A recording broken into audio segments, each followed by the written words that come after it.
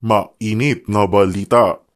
Madam Speaker, Madam Sponsor, tama po ba na pwedeng gamitin ang earmark revenues ng national government wherever it pleases? Yun ang practice po ng natin. But let me explain. Madam Speaker, yung tanong ko po, hindi kung practice siya or hindi. Tama po ba na ginagamit natin ang earmarked revenues for other things other than specified in the law? Iniwan natin sa bangko yung ating 100 pesos.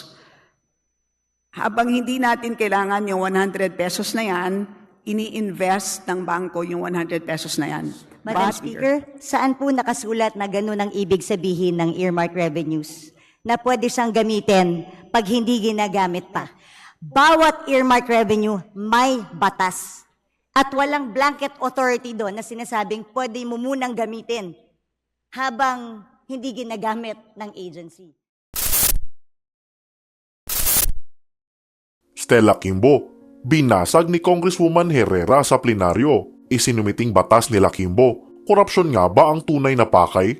Nagkaroon ng mainit na sagutan sa pagitan ni na Congresswoman Herrera at Stella Kimbo sa naganap na plenary session ng mababang kapulungan. Ito ay matapos gisahin ni Herrera si Kimbo dahil nga sa ipinasang batas nito na tila naglalayong magamit ang pondo ng isang ahensya kung sakaling hindi pa ito napapakinabangan upang di umano ay magamit sa ibang mga bagay. Tila nga questionable ang nasabing panukalang batas na ito dahil ayon kay Congresswoman Herrera ay hindi naaayon sa mga probisyon ng saligang batas dahil nga hindi klaro ang mga legal na basihan sa sinasabing panukalang paggamit sa isang pondo ng ahensya lalo na kung hindi klaro kung saan ito dadalhin at gagamitin. Nagkabulol-bulol nga si Kimbo sa mga katanungang ito dahil nga hindi din niya inasahang mayroong maglalakas loob na questionin ang kanilang mga motibo lalo na tila may basbas ang pagsumite ng batas na ito mula sa mga ganid na matataas na opisyal na pawang interes lamang ay kung papaano maibubulsa ang pera ng bayan. Humantong nga sa isang mainit na debate ang usaping ito sa pagitan nilang dalawa. Madam Speaker, parang di naman po nagbabago yung definition ng overall savings. Yung savings naman talaga is as you said, yun ang definition ng savings natin. At kaya nire-reflect yun kasi ito yung mga hindi nagagamit, like you said. And then nire-report kasi yun and it's being transferred to other agencies. Ang sa akin, I'm looking for a pretorial. They have to report it to us, just like before. For example, ang overall savings natin in 2020 is 3.5 billion. That's why it's also significant And then for all those savings, nakalagay dyan kung saan tinransfer sa bawat agency. Pag sinabi mo kasing savings, transfers from each agency na transfer ang savings ng bawat isang ahensya, pupunta ngayon sa overall savings, and then yung overall savings, it's a transfer to.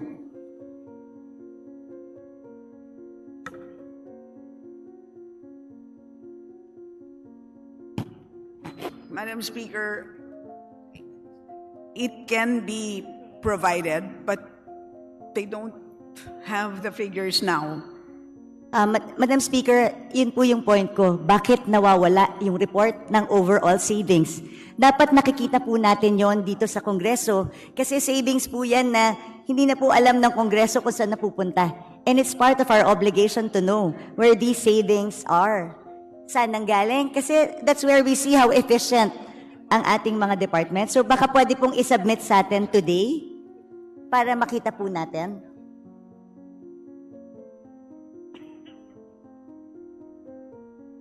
Ang pagkakaiba, Madam Speaker, today is that the agencies themselves use their own savings. So, they can modify on their own. So, hindi katulad dati na nililipat sa ibang ahensya. And does So, this mean hindi siya nire-report sa... No, pero, yes. So, but as a result of that change in practice, kaya nagkaroon din sila ng ibang pagre-report. But tama po yung observation ninyo. And I think that is a very important point. Hindi naman dahil nag-iba ng practice ay nawalan na sila ng responsibilidad na mag-report. So, because of that, they will submit the report on savings. They will provide the report as okay, but henceforth they will include the henceforth you will included in the BSF moving forward. But you will submit within the week to the Committee on Appropriations, and we will copy furnish all members. Yes, please, Madam Speaker, kasi napaka-importante po na alam natin how efficiently they're using. Napakadaling mag-declare ng savings kung bibigyan natin ng blanket authority ang departments to use the savings and use it whenever they want or augment something without passing through Congress. E di, i-bloat na lang palagi yung bidding, yung ABC. Tapos magdadive. You know, this is not acceptable, should not be acceptable to us. That's why we need those reports. Kaya sana po, within the week, or sana nga within the day or hanggang tomorrow para naman po mapag-aralan, Madam Speaker. Anyway, my next question refers to, dito na ako sa, alam naman ni Madam Sponsor ito, yung tungkol sa earmarked revenues. Madam Speaker, sa pagkakaintindi, can you define earmarked revenues through you, Madam Speaker?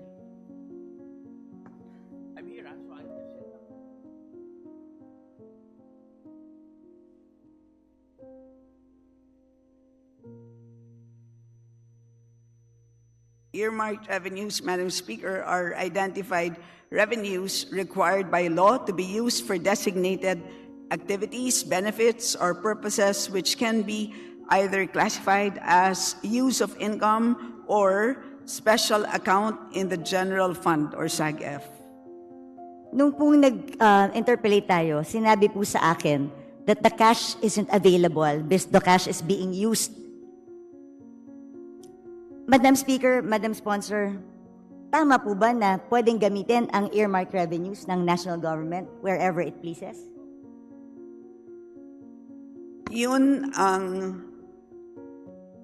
practice po ng natin. But let me explain. Madam Speaker, yung tanong ko po, hindi kung practice siya or hindi. Tama po ba na ginagamit natin ang earmarked revenues for other things other than specified in the law?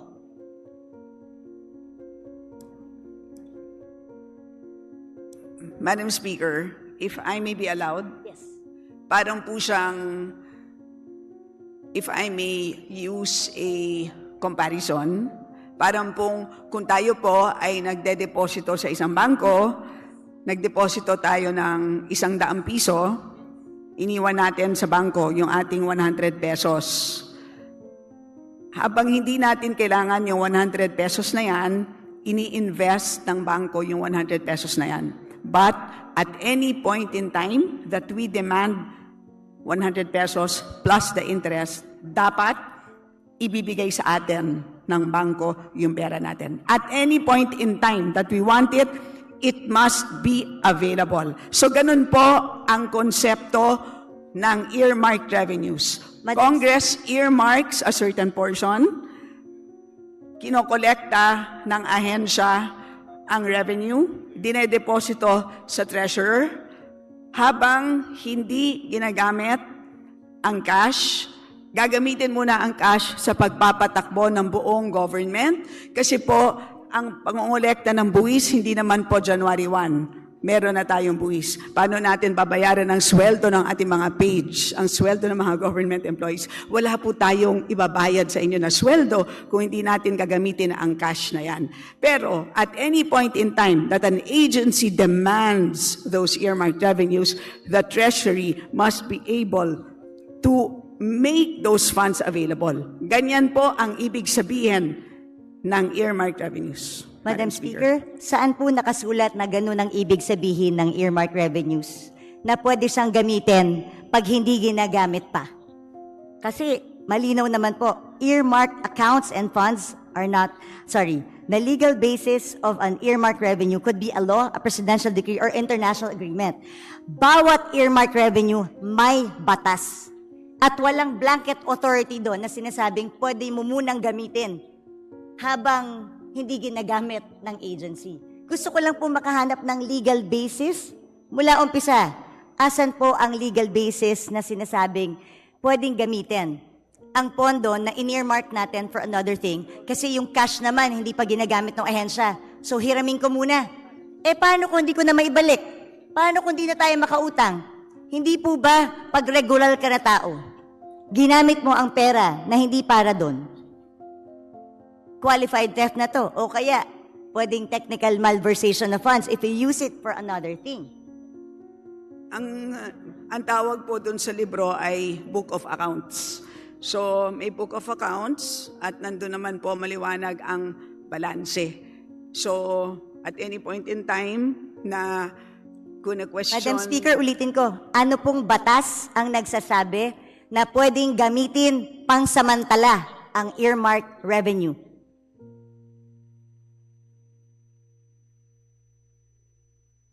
So, hindi po ginagamit ang revenue. Maliwanag po yun. Yung pera, Madam Speaker. Saan po sinasabing batas na yung cash na nakolekta ng isang collecting agency para sa isang bagay na naka-earmark? Kaya po tayo nagpasa ng batas sa Kongreso. Gusto ko itong SUF para lamang sa free wifi. O meron na siyang 24 billion na cash na nakadeposito. Pero sabi nga, yung cash na to nawawala na kasi ginagamit siya habang hindi pa ginagamit ng free wifi. Hindi ko po talaga masettle sa utak ko kung paano pwedeng, kung ano, yun lang naman tinatanong ko, ano po bang batas ang nagsasabi, yung cash na para sa free wifi, pwede munang hiramin ng national government para gastusin sa ibang bagay nang hindi nagpapaalam sa tamang or walang proper documentation. Madam Speaker, una sa lahat, napag-usapan na natin ito at maliwanag naman na at any point in time na kailangan na ng DICT ng additional funds para sa free wifi, they may request. Madam Speaker. Maliwanag po yun at katulad din doon Madam sa Speaker. fire trucks. So lahat po yun ay pwede. So yun ang sistema po ng paggamit ng accounts sa special accounts in the general fund. Ganun po ang sistema. Pero kung meron pong legal question ang ating kagalang-galang na BH Herrera, nandito naman po ang DOJ, Judiciary, pwede po siyang magtanong ng legal opinion, ng opinion mula sa DOJ because that is really beyond us. Hindi po ako hindi po kami makakapagbigay ng isang legal opinion. Yun ay pwedeng hingin sa DOJ, Madam Speaker. Madam Speaker, Your Honor. we are the power of the purse here. Tayo po ang nagpasa ng batas. Yung pera na in-earmark natin, mahirap po na ginagamit, tapos pag kailangan na, sasabihin mo, pag kailangan na, nandyan. Paano kung wala? Hindi ba ganun yung mga estafa cases? Hindi ba ganun yung mga pyramiding scams? Na pagka umutang ka ng pera, for such a, di ba, tapos biglang pagkailangan na, hindi mo na makuha. Pwede mo i-demanda yung taong yun. Ang sinasabi mo kasi, at any given time, ang defense mo is at any given time, pwedeng hingin ng free wifi yung budget. Eh, paano kung walang pera ang gobyerno? Sa akin, hindi yung it's readily available. That's not the point. Ang punto dito, pwede bang gamitin para sa ibang bagay ang cash na inalat ng Kongreso para sa isang particular na bagay? Hindi po excuse yung sasabihin natin, available naman pag gusto ng ahensya eh.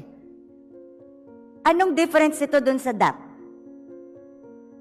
Well, ang tawag po dito, Madam Speaker, ang tawag po dito ay cash management by the national government, and this is under Executive Order number 449. Yan po ang mandato ng ating National Treasury. So, kung meron pong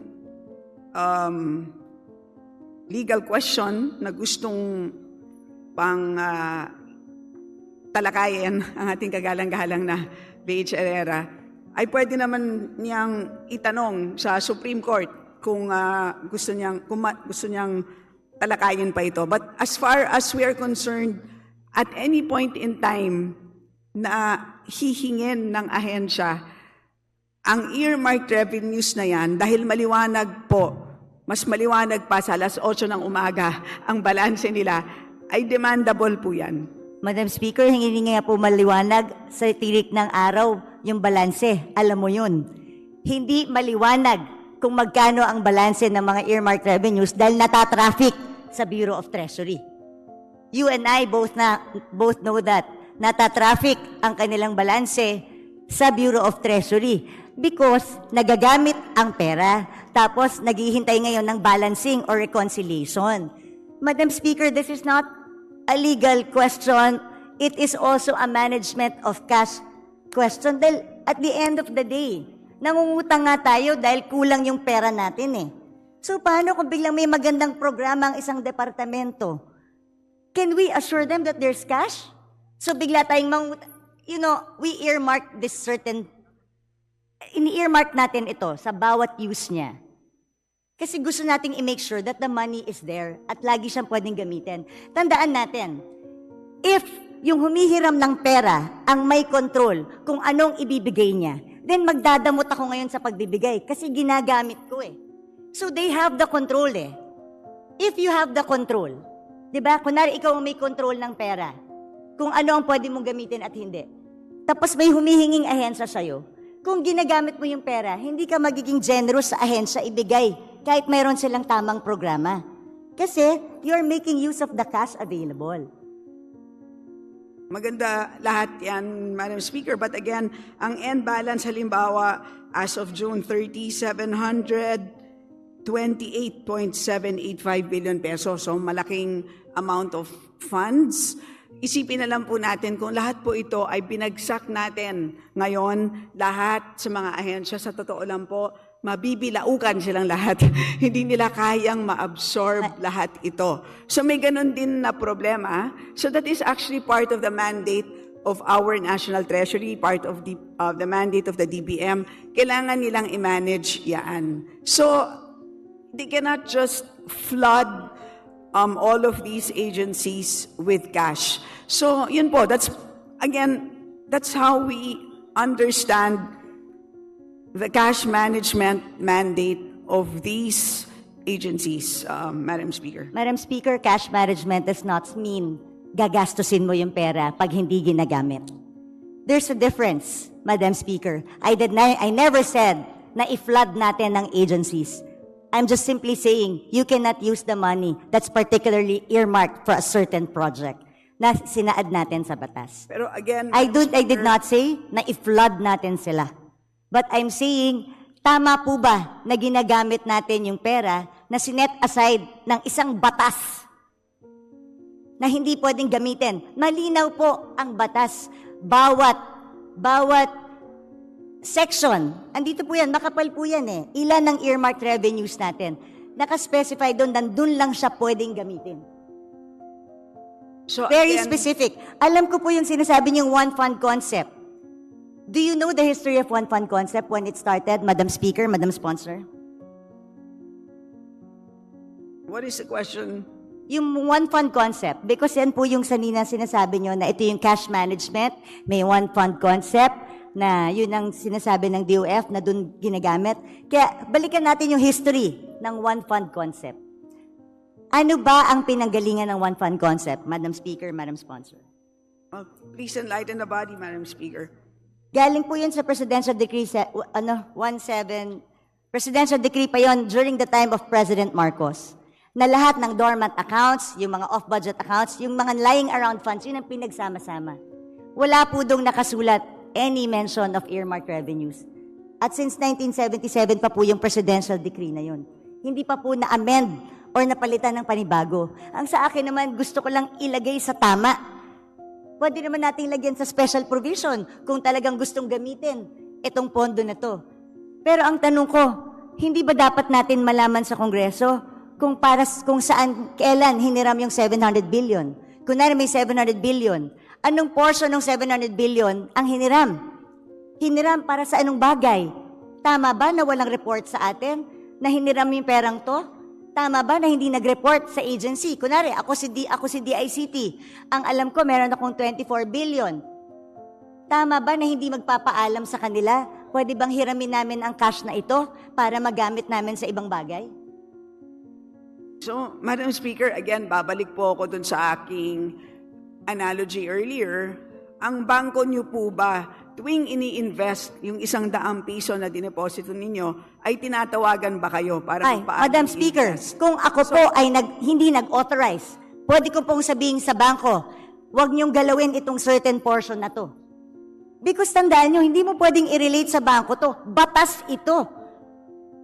May blanket kang pinirmahan sa bangko. Nung nagdeposito ka, alam mo na pwede niyong gamitin para invest. That's part of the contract you paid for when you opened the account.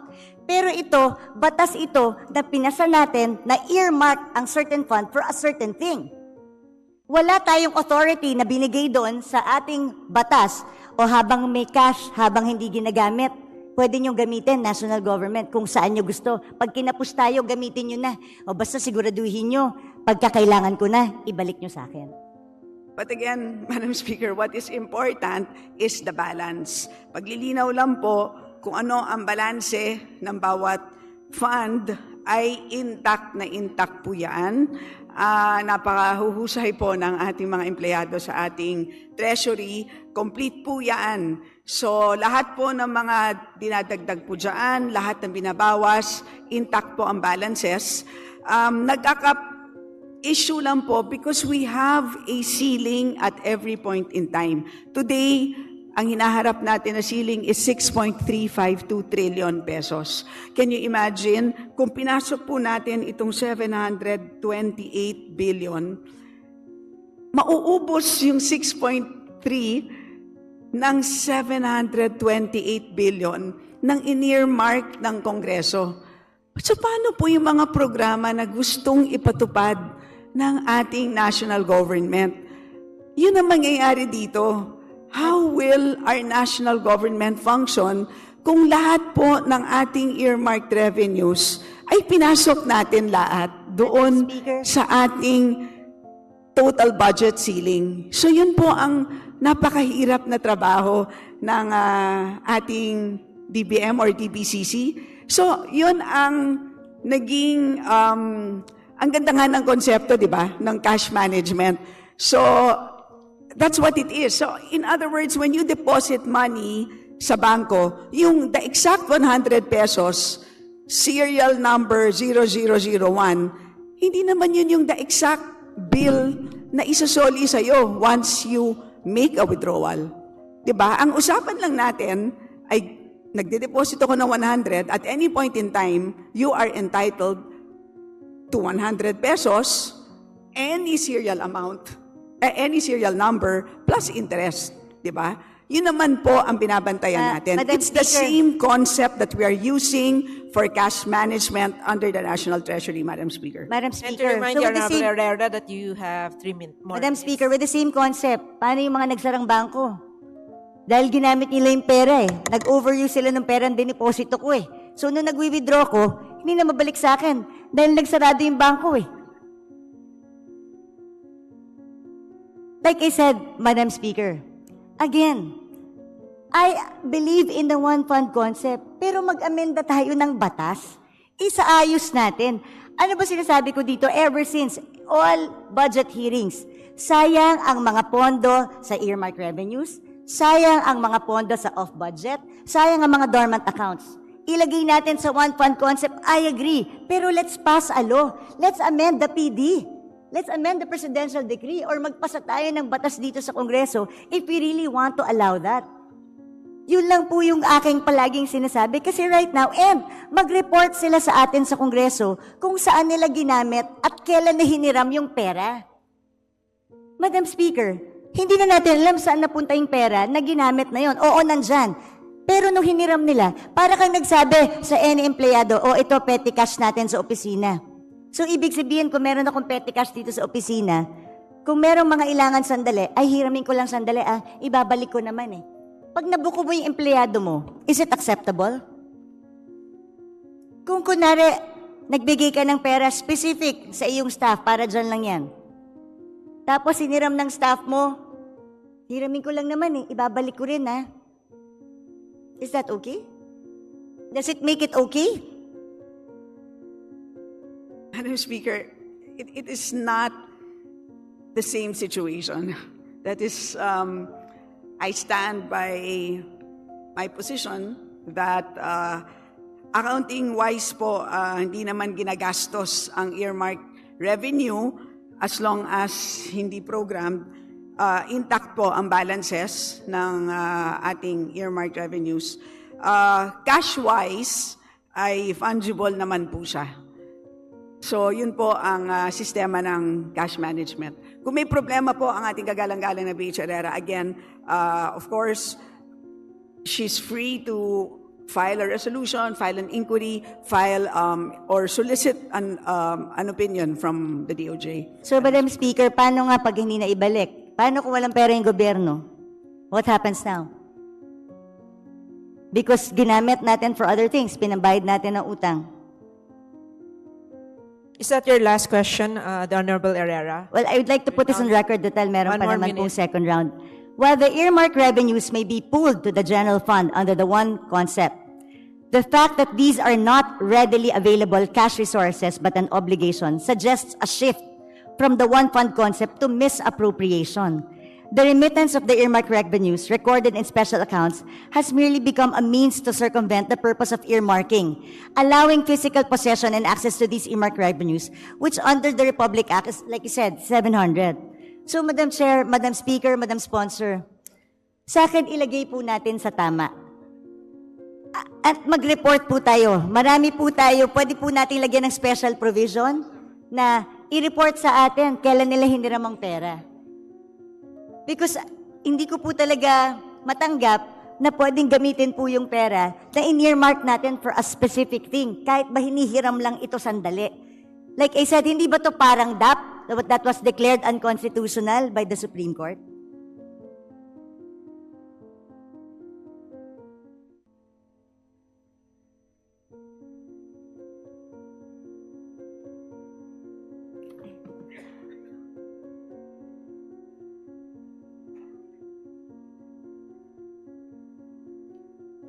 To the Honorable Stella, your final statement to the last queries of the Honorable Herrera. Yes, Madam Speaker, thank you for sharing your thoughts on the matter. I have exhausted my opinion on this. As I said, there's the DOJ, perhaps, who can weigh in on this, and the rest of the members on the matter. Majority Leader. Madam Speaker, basahin ko lang po itong Section 37 ng PD 1177. It states that even the presidential decree of the one fund concept does not even allow it. It says here, all monies appropriated for functions, activities, projects, and programs shall be available solely for specific purposes for which these are appropriated. Even the presidential decree na pinapapool lahat sa one fund concept, exception yung naka-appropriate for a specific thing. So, Madam Chair, Madam Speaker, I've exhausted my time. Meron pa namang ibang agencies, andyan pa yung DBM, DOJ. I'll just Again, continue. magkaiba po ang appropriation, which is an